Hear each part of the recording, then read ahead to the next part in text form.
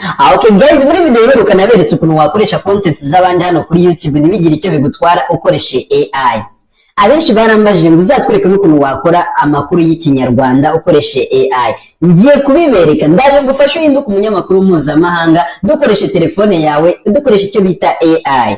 Iragufasha gufata ya makuru twasomye ku Nyarwanda ku Gihe ndetse n'ahandi hatandukanye tuyahinduremo amakuru mpuzamahanga. Nibireba nabi na Trump araza kuyasoma biturutse ko AI ibikora neza, ikagukorera video icyo bita text to speech wewe wiyicariye gutya. Niba bigutunguye nanjye niko byagenze. Gusa reka turebe akantu kandi ngo ikaze niba ari ubwa mbere ugeze hano, nawe ikibazo waba ufite wakitubaza muri comment. Niba byose niho tuba twabikora, reka tuze dufata ayo makuru tuyakoremo video tuyaploadinge. Mbese yaba uri muri Amerika, muri Australia, Canada ndetse n'ahandi hatandukanye, muri Nigeria n'ahandi, araza kuba yumva amakuru yawe watanze nk'aho yatanzwe na BBC cyangwa se ikindi kinyamakuru mpuzamahanga. Urabikora wiyicariye ukoreshe telefone yawe. Narabwiye ko telefone zibamo byinshi bishobora kuguhindurira ubuzima. Icyo tuba dusabwa no kumenya kuzikoresha. Ngiye mugiye kwanditwa Gatari Fred ngo hayi ikaze. Niba uri ubwa mbere ugeze hano, kore subscribe, ufungure inzogera, ubundi ibindi ubindekere. Uze kwibuka umbaza ikibazo nawe nazagukoreraho muri comment. Reka duhite dutangira tudatse niyo company nyarwanda iguha ubujyanama ku mikoreshereze myiza ya social medias, hanyuma bakaguha ama YouTube channel monetize, aba subscribers, aba followers kuri Instagram, TikTok, Facebook ndetse n'ahandi. Niba ujya ubona channel yawe ikugora, ubona kuzamuka bigorana, wanabahamagara bakakugira inama, baguha kimwe mu bisabwa ngo ube monetize, hanyuma nawe ukazamuka. Twika SNM waba uri mu Rwanda no mu mahanga baragufasha, kandi ibintu baguha biba ari ibyanyabyo, no kwishyura mobile money irakora rwose nta kibazo. Koresha nimero yabo ubahamagara cyangwa bandikire kuri WhatsApp kuri 0793255661. nonanga bikore utarabyibagirwa, bagufashe bakugira inama mbere yuko byatangira kugucanga. Okay, tudatinze rero turahita uza ukande kuri Chrome yawe cyangwa se browser ariyo yose ukoresha. Nurahiza uze ushake ya nkuru ushaka gutangaza. Urazana muri Chrome wandikemo ikinyamakuru ushaka gukura iyo nkuru, nimba ari igihe.com cyangwa se Nyarwanda cyangwa ariyo yose bitewe n'inkuru ushaka gutangazaho. Wayibonye uraza urebemo muri aya makuru yose, urebemo iyo ushaka gutangaza. Reka turebe iyi ngiyi wenda yanditse ngo ubwiza bwa umurobyi Roge. Iyi nkuru katuyisome birambuye. Nurangiza nuyigeraho gutya uze ubanze downloading iyi foto yayo gutya, uyibike muri telefone yawe. Nurangiza uze urebe iyi nkuru uyikopi gutya. Okay, uyikopiye gutya, ukopiye okay gutya. Numara gukopiya n'urugero urekeye ha wenda bitewe n'uburyo ushaka kugira gute, uhita ukanda hano handitse copy, hano kuri copy ukopi iyi nkuru. Nurangiza rero uhite ujya hano muri Chrome wandikemo nanone hano dushaka ikinyamakuru, wandikemo Google translate.google.com. urabona ukuntu byanditse, ukande enter. Ubu no kuba tugiye guhita dufata iyi nkuru tuyishyire mu Cyongereza kugira ngo dushobore kuyitangaza nk'abanyamakuru mpuzamahanga. Urabona ko dufite Ikinyarwanda kiri guhita gihinduka mu Cyongereza. Noneho kubera ko n'ubundi inkuru ari iri mu Kinyarwanda, turahita dukanda hano handitse intertext, dupestingemo ya nkuru yacu. Ubwo iyi nkuru igiye kuva mu Kinyarwanda ihita ijya mu Cyongereza, ari iyi twanditse hano. Turamanuka hano munsi turebe koko inkuru yacu bayihinduye mu Cyongereza. Urabibona ko inkuru yacu bayihinduye mu Cyongereza hano munsi. Ikintu uri buze gukora, nimba ugerageza mu Cyongereza mo gakeya, ushobora kuba waza ukagira gute ugasoma aya magambo bagutranslatinge kugira ngo nimba ari ahajya kama, ari ahajya akitso n'ibindi byose ushobore kuba wabigira gute wakuramo amakosa hari. Hano urabona ko dukoresha amagambo menshi cyane, inkuru ni ndende kandi izi AI iyo ziri free zisaba gukoresha amagambo nibura makeya aringaniye atarengeje. Iyi ngiyo iguha amagambo 500. Wahera ku ma short videos cyangwa se video zitarengeje umunota cyangwa se umunota n'amasegonda makeya, kugira ngo biterwa na speed washyizemo. Noneho ukaza wamara kubona neza amagambo yawe atarenze 500, wenda urabona ngiye nkoresheje 460.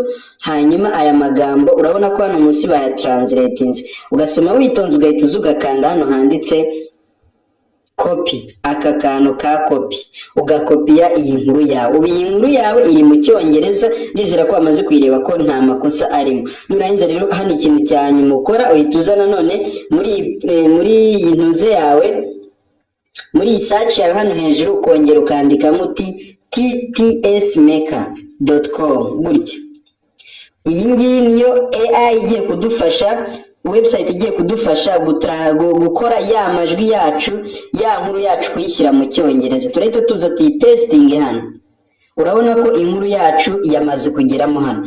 Turahita tumanuka gatoya tuze hano hepfo, hano uri kubona utu tuntu, aya ni amajwi ashobora gusoma ziriya text zacu. Reka dukandeho twumve.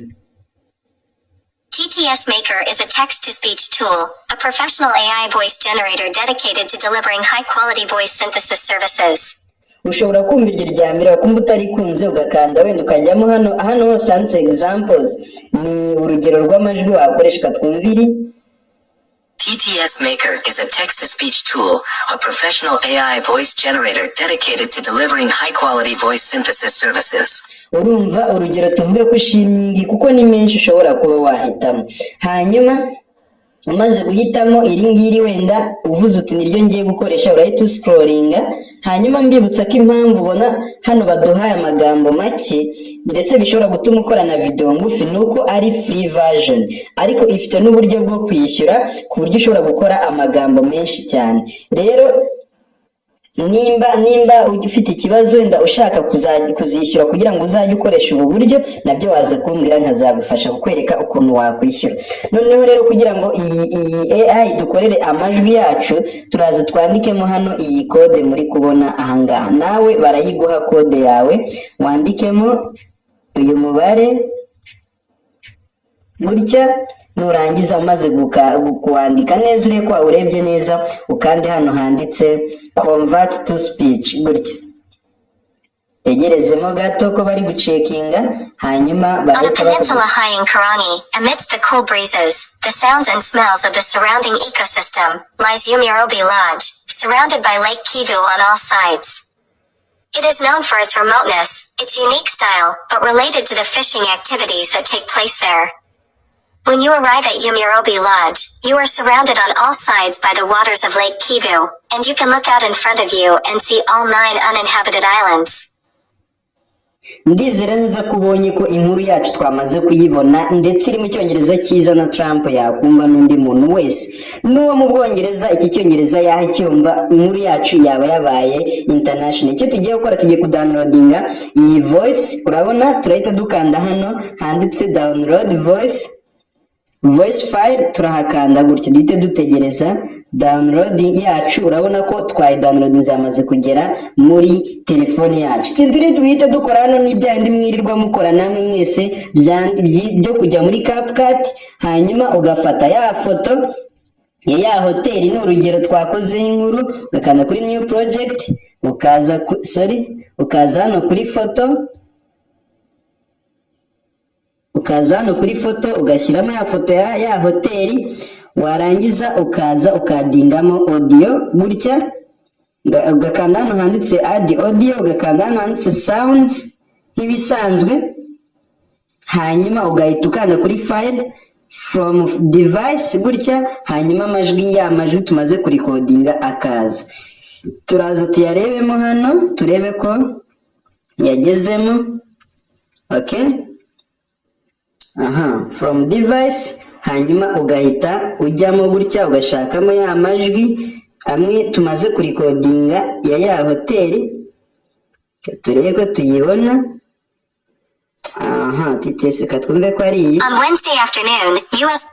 Nagari iri. Okay, ni iri ngiri. On a peninsula high in Karani, amidst the cool breezes, the sounds and smells of the surrounding ecosystem. Akantu ko guteranya ubu ngubu ryamaze kujyamo. Uhita ufata ifoto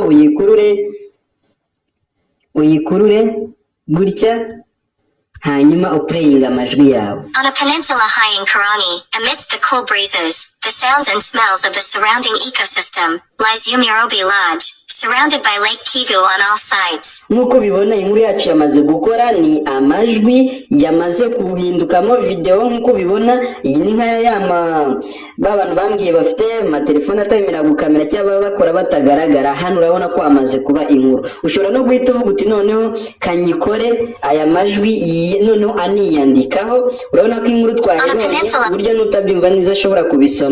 Urahita uzukande hano handitse text, sinzi niba mubibona. Urahita uzukanda hano handitse text gutya, hanyuma ukande hano handitse auto captions. Hano auto captions. Agusi iyi video nimba mubona mwayikunze ariko harimo utuntu mutari gusobanukirwa neza cyangwa mutari kubona, mwambwira nkayisubiramo, biba byemewe rwose, sibyo? Auto captions gutya, wamara kwakanda utegerezamo, hanyuma ugahitamo uburyo inyuguti zawe ziri bwiyandike. Tubare wenda ko ushaka ziyandika gutya, wenda gutya nk'izi, urahita ukanda gutya bitewe n'izo ushaka ziyandikamo. Nurangiza uze ukande hano handitse start gutya, utegerezemo gato bigere ku 100.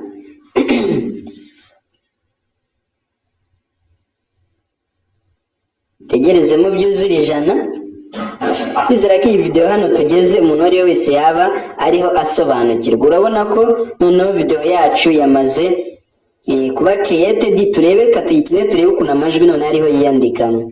On a peninsula high in Karani, amidst the cool breezes, the sounds and smells of the surrounding ecosystem, lies Umirobi Lodge, surrounded by... Nk'uko ubibona amajwi yari yariyandikamo, mbese ibintu bimeze neza. Ushobora no kuba wazuminga kugira ngo bize kugaragara cyane gutya, ukandika wenda gutya. On a peninsula high in Karani, amidst the cool breezes, the sounds and smells of the surrounding ecosystem. Nk'uko bibona rero video yacu yamaze kuba created, imeze neza. Ikisigaye ni ukuyikuramo tukayishyira muri telefone yacu tukayaploadinga kuri YouTube. Kuri CapCut tukanda kuri akantu kaga fresh kareba hejuru, telefone yawe ikakira video yawe. Urabona ko ya nkuru iri mu Kinyarwanda tuyikoze mu Cyongereza. Kuri video ngufi abakeneye kuzakora video ndende ndetse zishobora kuba zagwa n'isaha yose, bisaba kwishyura. Wahera kuri utu video tugufi, hanyuma ukazagenda ugiramo experience, ukazashobora kuba wakwishyura ari uko byabaye ngombwa. Hari kiba gisigaye rero video yawe ya uploadinga kuri YouTube cyangwa se kuri social media yose yindi ukoresha